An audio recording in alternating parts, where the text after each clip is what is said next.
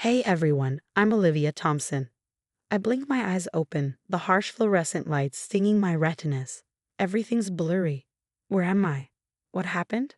I try to move, but my body feels impossibly heavy, like it's made of lead. She's awake. Doctor, come quick. A voice calls out, and suddenly the room fills with activity. Faces I don't recognize hover over me, talking quickly.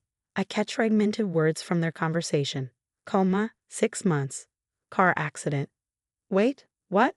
Olivia, honey, can you hear me? It's my mom's voice, but something about it feels off, like guilt is wrapped around each word. Mom? I croak, my voice rough and raspy from disuse. What's going on? You've been in a coma, sweetie. There was an accident, my dad adds, his voice strained and unfamiliar. As the fog in my mind slowly starts to clear, questions flood in. Where's Ethan? And Amber? A thick silence falls over the room, suffocating. The doctor clears his throat. Let's focus on you right now, Olivia. How are you feeling? Over the next few days, I learned the extent of my injuries and the grueling road to recovery ahead. But something still feels wrong. My parents are acting strange, and the hospital staff seems to tiptoe around me. I haven't seen Ethan or Amber once. Mom, where's my engagement ring? I ask one day during her visit. She flinches, then quickly glances at the clock. Oh, look at the time. I should get going. Your father will be here soon. As I regain my strength, I overhear my parents whispering in the hallway. We need to tell her the truth, John, my mom says urgently. Not yet, Helen. The doctor said it could set back her recovery, my dad responds, his voice low. Tell me what? What aren't they saying? That night, I convinced Sarah, the night nurse, to let me borrow her phone, just for a few minutes. She hesitates but hands it over, glancing nervously around. My fingers tremble as I open Facebook and my heart drops into my stomach. There on my profile are dozens of recent posts and photos. But they're not of me. They're of Amber. Amber at my job. Amber with my friends. Amber with Ethan. My hands shake as I scroll through post after post. It's like staring into a warped mirror, my life reflected back at me, but wrong. So wrong. Nurse, I call out, my voice trembling. I need to speak to my parents, now. Sarah rushes in, concern etched on her face. Olivia, what's wrong? I turn the phone towards her, showing her Amber's face grinning back from my profile. Everything, I whisper, everything is wrong. As Sarah leaves to call my parents, I lie there, staring at the ceiling, my mind racing. What the hell happened while I was asleep? And more importantly, what am I going to do about it? The door creaks open and my parents walk in, guilt etched deep into their faces. It's time for answers, and I'm not letting them leave until I get them. Start talking, I demand, my voice steadier than I feel. What's going on with Amber? Where's Ethan? And don't you dare lie to me. The silence is thick and uncomfortable. My mom opens her mouth, then closes it again, her eyes darting nervously to my dad. I'm going home, I declare, struggling to zip my bag with my still weak hands. Honey, maybe that's not the best idea right now, Mom says softly, exchanging a worried glance with Dad. Why not? It's my apartment, isn't it? The silence that follows feels deafening. Isn't it? I repeat, more forcefully this time. My dad sighs deeply. Olivia, there's something we need to tell you. But I don't wait to hear the rest. I'm already out the door, hailing a cab. My parents trail behind, protesting weakly, but I don't care. The ride home is tense, filled with their vague warnings and my cold, stony silence. As soon as I walk through the door of my apartment, I see them, Amber and Ethan, cuddled up on my couch in my living room, like they belong there. Like I'm the intruder. What the hell? My voice is barely above a whisper, but the shock in the room is palpable. Amber jumps up, her face a mask of guilt and fake concern. Olivia, you're home. We didn't expect you so soon. Clearly, I spit the word out, my heart pounding. What are you doing here? In my home? With my fiancé? Ethan stands, looking everywhere, but Liv, I can explain, Ethan says, his voice wavering. Oh, this should be good. I snarl, my initial shock quickly morphing into rage. Explain how you're cuddling with my sister in our home. Amber steps forward, her hands raised in a placating gesture. Olivia, please, we were just trying to keep your life intact while you were away. I laughed bitterly. I was in a coma, Amber, not on vacation. And how exactly does that explain you living in my home, sleeping with my fiancé? It's not like that, Ethan interjects weakly. Then what is it like? I demand, my voice sharp. Because from where I'm standing, it looks like my twin sister has stolen my entire life. Amber's face crumples. I was just trying to help. Your job, your apartment. I couldn't let it all slip away while you were gone. And Ethan? Screwing my fiancé. Was that part of your heroic efforts too?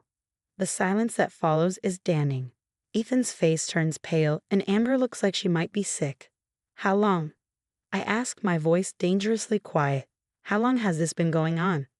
Ethan swallows hard, his eyes avoiding mine. Liv, we started before the accident. He hesitates. I'm so sorry. The world tilts as his words sink in. Before the accident. They've been betraying me for over 6 months, maybe longer. I turn to my parents, who've been hovering anxiously in the doorway. Did you know? I ask, my voice shaking.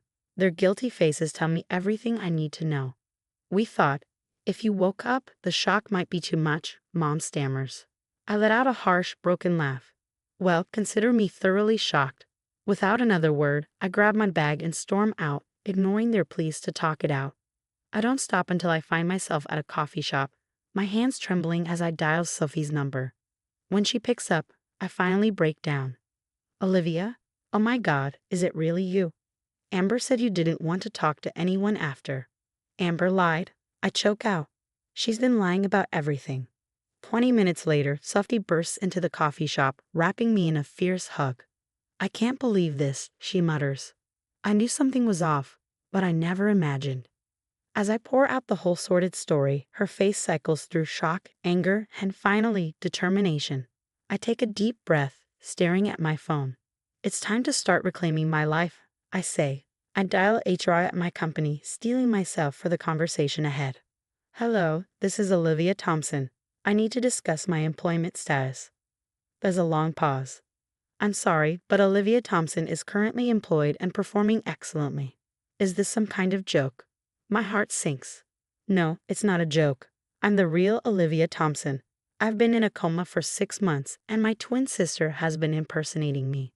Another pause. I think you should speak with Mr. Jenkins. Half an hour later, I sit across from my former boss, watching his face cycle through disbelief, shock, and finally, understanding. Good God, Olivia, I don't even know what to say. Tell me about it, I mutter. Can you help me? I need my job back. My life back. Mr. Jenkins sighs, rubbing his temples. I want to help Olivia, but legally, this is a nightmare. Amber's been working as you, signing contracts, making decisions. It's not as simple as just swapping you back in. I leave his office with a vague promise of support but a growing realization. I need legal help. That's how I find myself sitting in the office of Rachel Chen, an employment lawyer with a no-nonsense attitude. Identity theft, fraud, potential embezzlement, Rachel lists, scribbling notes. We've got a case, Olivia, but it won't be easy. We need evidence. Lots of it. I nod, determination settling in. Where do we start? Friends, colleagues, anyone who can vouch for your identity. And Amber's deception. Bank statements, emails, anything that shows she's been acting as you. Sophie becomes my partner in crime, helping me track down old contacts. It's a mixed bag. Some are shocked to hear from me, having bought into Amber's lies. Others, like my old college roommate Jenna, are furious on my behalf. I knew something was off, Jenna exclaims. Amber never could nail your laugh. Count me in as a witness. But for every ally, there's a setback. Rumors start circulating about my mental state. I heard she's confused from the coma I overhear at a coffee shop.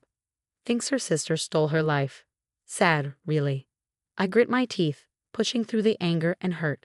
Every obstacle only fuels my determination. Amidst the chaos, there's one bright spot. David, my physical therapist. He's the first person in ages to seize me for me, not as Amber's confused twin. You're making great progress, he encourages during one of our sessions. How's everything else going? I find myself opening up to him, sharing my frustrations and small victories. His unwavering support becomes a lifeline. You've got this, Olivia, he says one day, his hand resting on my shoulder. Don't let them make you doubt yourself. His touch lingers, and for a moment I forget about the mess my life has become. But reality crashes back as my phone buzzes with a text from Rachel. Found something. Come to the office ASAP. An hour later, I'm staring at bank statements, my hands shaking with rage. She's been siphonning money from your accounts, Rachel explains. Small amounts at first, but they've been increasing. This is embezzlement, Olivia. We've got her. I should feel triumphant, but all I feel is exhaustion and anger. So much anger. What's our next move?